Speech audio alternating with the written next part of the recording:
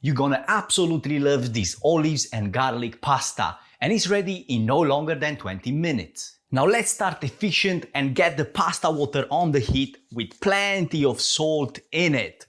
This is the first step that's really important. Make sure that you have enough salt in the water. So for about a liter of water, I'm using 1 tablespoon of table salt. It will make such a difference. This is what you need to start with. Now when it comes to olives, I'm using half black olives and half green olives. So for about 2 portions, about 50 grams each should do the job. Now I don't think you should be that specific when it comes to how you're gonna cut your olives, but I do believe that if you cut them round into rings, they look better from presentation point of view. And again, for presentation point of view and also getting slightly different textures while you're eating, I left 5 of each olives whole, which we're gonna add them during cooking process. Now garlic, and sometimes when I make pasta, I use garlic just as a hint of flavor. But in this situation, I wanna feel that flavor a bit stronger. So that's why we're gonna chop it up and add it to the pasta instead of just crushing it and removing it after the cooking process. Now set the pan on medium heat. And to this we're adding about 3 tablespoons of extra virgin olive oil. Our sliced garlic can go in. And now we're gonna cook this for about 3-4 minutes or until it starts getting golden in color. Now when the garlic starts getting a bit of color, turn off the heat. And right after, we wanna get in some chili flakes. This is totally optional, but I think it works perfectly with the garlic and olives pasta.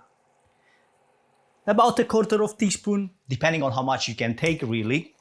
And I have here 1 lemon, and I'm not gonna use the juice because I feel like the juice doesn't really belong in this recipe. You can add if you wish, there's no right or wrong really, but I just feel like the zest is all we need because it's gonna bring that subtle lemon flavor into our dish. And it already smells amazing because you've got that flavor from the garlic that you can feel it in the whole room. And also you have the lemon that now combined with the garlic and the olive oil, they just bring that Mediterranean vibe in the whole house. Now 1/4 teaspoon of dry oregano and mix everything together. Now with our pasta cooked al dente, which means to bite, so when you bite into it, you still have some sort of texture in there. It's not like biting into a spoon of mashed potatoes. I keep mentioning this, but it's really important because otherwise your dish is not gonna taste the same. So the pasta goes in. Important step, make sure that you keep the pasta water because we're gonna need it to adjust the sauce. We're going in with about a ladle of pasta water to begin with. And we're turning the heat back to medium. Now, this will absorb that flavor from the sauce. And it will become so much better and so much tastier instead of just like having the sauce coating it on the outside. It actually gets into the pasta now. And we're gonna cook this for about 2 minutes. But if it gets too dry, just go with a bit more pasta water. Now grated Parmesan cheese. This is a good quality Parmigiano-Reggiano.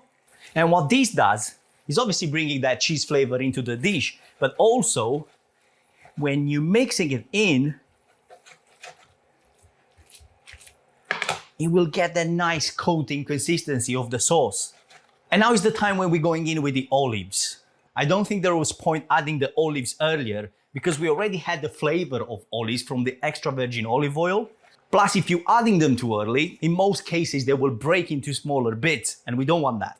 And now you're probably wondering, what about adding salt? And we're not gonna add any because along the way, we added salt into the pasta water. We use the water to adjust the sauce. The olives are quite salty. So when you're putting a dish like this together, make sure that you keep in mind also the ingredients that you're adding and how much salt content they have. Now turn off the heat and we can get in some fresh parsley. Mix everything in, and my friends, this is our pasta with olives and garlic. And if you enjoy this simple recipe, make sure to give it a thumbs up and let me know in comments how would you make this pasta differently and how would you improve it to be even better. And I'll see you in the next one.